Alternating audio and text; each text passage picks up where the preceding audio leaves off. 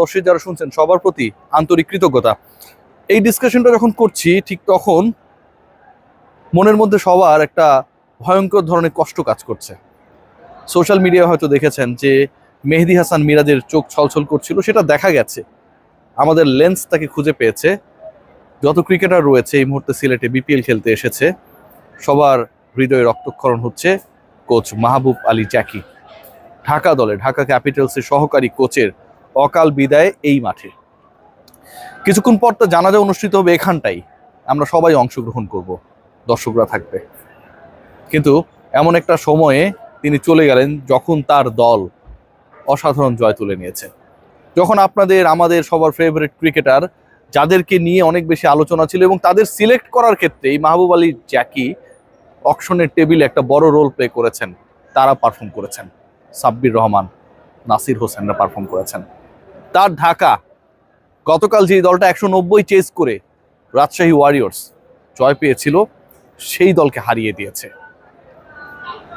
কেউ কেউ আসলে সুখের দেখা তখন পান যখন আসলে তিনি নিজেই অন্যকে দুঃখের সাগরে ভাসিয়ে নিয়ে যান। একটু এন্ডোর্স করতেই হবে, গুরুত্বপূর্ণ, কারণ ঠান্ডা পড়েছে, আপনারা সবাই জানেন। এবং এই ঠান্ডায় যদি আপনি বডিতে 72 ঘন্টা পর্যন্ত ময়েশ্চার ধরে রাখতে চান, তাহলে লিলি হুইপশিয়া বডি ওয়াশ ব্যবহার করতে পারেন। ডেফিনেটলি এটা অনেক বেশি কার্যকর। যে আলোচনাটা করতে চাই আজকের এই ম্যাচে, এবং এই ম্যাচে সিরিয়াস যেই জায়গাটা নিয়ে আসলে বলতেই হবে, সেটা হচ্ছে সাব্বির রহমান রুম্মান। আবারও একটা বিপিএল এসেছে, আবারও একবার তিনি বিপিএল এ খেলছেন। এবং এই সাব্বিরকে নিয়ে দুই বিপিএল এর মাঝখানে আমি যত আলোচনা করেছি, কন্টেন্ট বানিয়েছি, আপনারা যারা আমাকে শোনেন তাদের 50% আমাকে গালি দিয়েছেন।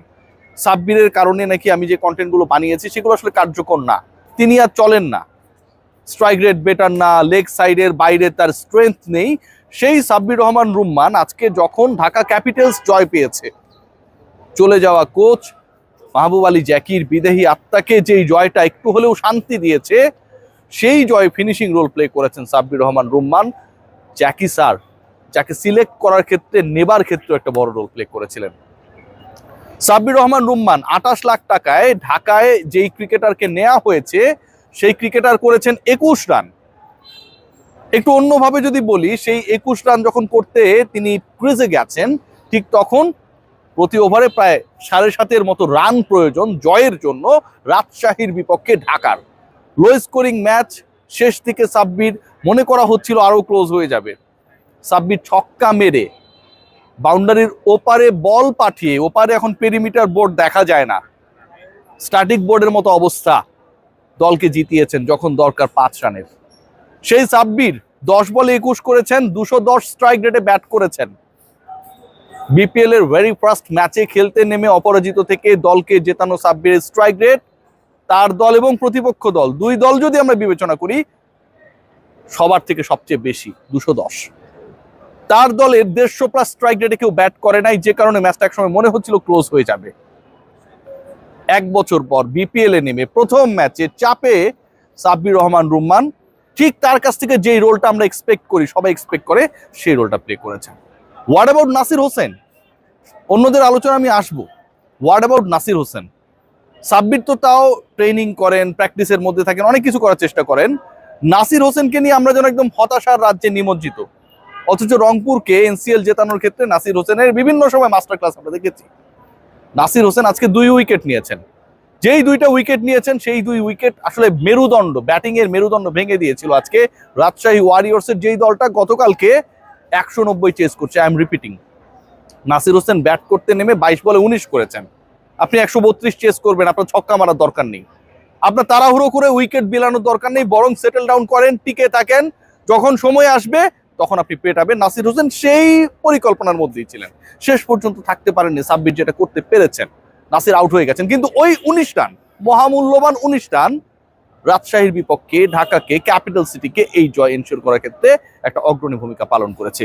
আজকের পুরো ম্যাচের সিনারিও যদি আপনারা দেখেন, কোন জায়গায় আসলে এই ম্যাচটায় ঢাকা জিতেছে, কোন জায়গায় এই ম্যাচে আসলে বড় একটা রোল প্লে করেছে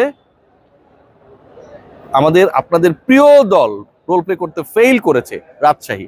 নাজমুল হোসেন শান্ত ছাড়া কনভিন্সিং ব্যাটিং কেউ করতে পেরেছে? আপনি যদি স্কোর কার্ডটা দেখার চেষ্টা করেন, সাহিবজাদা ফারহান তিনি আউট হয়ে গেছেন, প্রথম বলে আউট হয়ে গেছেন, Tanzid Hasan Tamim again started good but finishing not that. 15 বলে 20 রান করেছেন। ইয়াসির চৌধুরী রাব্বি 44 লাখ টাকায় এই দলকে রাজশাহী কিনেছে। Hannan Sarkar is a very master class stroke maker in making teams. আবাহনীকে তিনি চ্যাম্পিয়ন করেছেন প্রিমিয়ার লিগে, ডেফিনেটলি যে আবাহনীকে কেউ গোনায় ধরেনি। কিন্তু হান্নান সরকার, আমার প্রিয় হান্নান ভাই, কেন ইয়াসির চৌধুরী রাব্বিকে প্রথমত মুশফিকুর রহিমের আগে ব্যাট করতে পাঠালেন, এটা নিয়ে আমার একটা বড় প্রশ্ন রয়েছে। দ্বিতীয়ত তাকে দলে নিলেন কেন?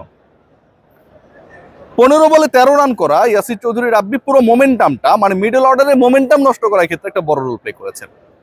মুশফিকুর রহিম আজকে ফেইল করেছেন, ওভাবে করতে পারেন নাই। 23 বলে 24 run according to the strike rate কোনোভাবে অ্যাকসেপ্টেবল না। এবং শেষের দিকে আমার কাছে মনে হয় যে এই ধরনের ফিনিশিং এক্সপেক্টেড ছিল সেটা ঢাকা আজকে ডেলিভার করতে পারে নাই। কেন পারে নাই?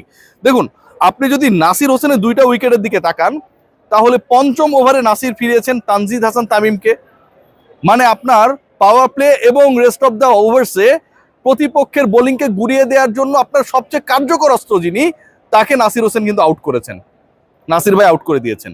এবং যখন মুশফিকুর রহিম খোলস থেকে বের হবেন, প্ল্যান করবেন, লাস্ট 5 ওভারে পেটাবেন, ঠিক তখন 16তম ওভারে মুশফিকুর রহিমকে নাসির হোসেন ফিরিয়ে দিলেন। এই যে ব্যবধানটা, এবং একই সাথে অচল ইমাদু আসিমও যখন 3টা উইকেট নিয়ে নেয়, আমার কাছে মনে হয় যে রাজশাহী ওইখানেই ম্যাচটা হেরে যায়। প্রতিপক্ষ, আমার কাছে মনে হয়েছে যে ঢাকা যতটুকু না আসলে বিচলিত প্যানিক করতে পেরেছিল, রাজশাহী তার থেকে এমনিতেই অনেকটা প্রেশারকে ইনভাইট করেছে। এবং যেই প্রেশারের ইনভিটেশনটা এন্ড অফ দ্য ডে তাদের এই পরাজয় তাদের স্কোরটাকে আনস্মার্ট করার ক্ষেত্রে একটা বড় রোল প্লে করেছে। এই ম্যাচে আমি আবারও বলবো যে আজকের এই ম্যাচের সবচেয়ে ক্রুশিয়াল পয়েন্ট ছিল সাব্বির রহমানের শেষের ফিনিশিং। কারণ ওই সময়টায় গিয়ে অনেক দলই আসলে পা হরকায়। সাব্বির যদি কোনো কারণে আউট হয়ে যেতেন বা 1-2টা উইকেট পড়ে যেত, কে জানে এই লো স্কোরিং ম্যাচটা হয়তো রাজশাহী তাদের নিজের করে নিতে পারতো, কিন্তু সেটা হয় নাই। বাউন্ডারি ওভার বাউন্ডারি শুরুটা করেছেন ছক্কা মেরে, অফ সাইডে দারুণ একটা 4 মেরেছেন, ফিনিশিং এর যে রান সেটাও ছক্কা মেরে। এবং এই 2 ছক্কা এবং 1 4, মানে বাউন্ডারি ওভার বাউন্ডারিতে 10 বল খেলেছেন, তার মধ্যে 3টাই বাউন্ডারি ওভার বাউন্ডারি। এই 3 বলেই তিনি করেছেন 16 রান। 21 রানের মধ্যে 16 রানই করেছেন 3 বল থেকে, তার মধ্যে 2টা ছক্কা। এবং নাসির হোসেন ঠিক বিপরীত ব্যাটিংটা করেছেন, বিলো 100 স্ট্রাইক রেট, বাট টিকে থাকার যখন দরকার ছিল ঠিক সেই কাজটা করেছেন। এই ম্যাচে আবারও বলবো প্রাপ্তির থেকে অপ্রাপ্তি বেশি। ঢাকা জিতেছে, ঢাকা হ্যাপি, রাজশাহী হেরেছে, রাজশাহী আনহ্যাপি। কিন্তু দুই দল কিংবা এই বিপিএল এ যত ক্রিকেটার রয়েছে সবাই একটা জায়গায় গিয়ে আসলে আজকে যে ইনসিডেন্টটা মাঠে ঘটে গেছে, একটা মানুষ উইদিন 5 মিনিটসের মধ্যে তরতাজা একজন মানুষ, অ্যাথলিট, ক্রিকেটারদের নিয়ে কাজ করে, মাঠে গিয়ে প্ল্যান পর্যন্ত করেছে, টস হয়ে গেছে, 11 কি হবে মাহবুব আলী জ্যাকি ডেফিনেটলি সেখানটাও ইনপুট দিয়েছে, সাব্বির নাসিররা কিভাবে ব্যাট করবে